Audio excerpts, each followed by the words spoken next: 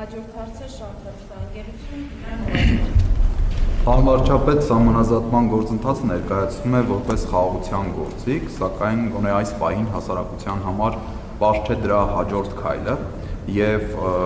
այս տարվա մասով կոնկրետ ինչ անելիքներ կան եւ արդյոք ամբողջական սահմանազատումից հետո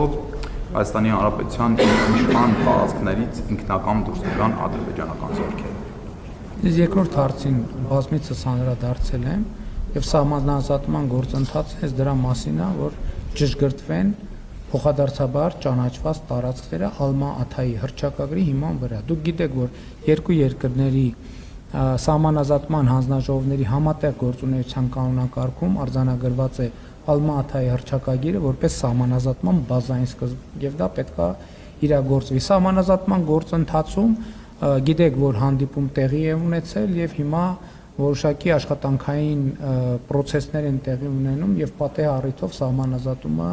գործընթացը կշարունակվի, այսինքն հիմա էլ է շարունակվում, բայց ամեն ինչ չի որ գետնի վրա տեղի ունենում, որովհետեւ գետնի վրա իհարկե տեղի կունենա, որովհետեւ հատկապես կապուղիների եւ թրիփ ծրագրի մեկնարկի համատեքստում առնվազն պետքա սահմանի հատվածները սահմանագծվեն, որպեսզի կոմունիկացիաները սկսեն աշխատել եւ այո, ես գիտեմ, որ ակտիվ աշխատանք է գնում գետնի վրա, երբ որ լինի համապատասխան տեղեկատվությունը կլինի։ Նկատի ունեմ նախատեսված է, բայց ինքը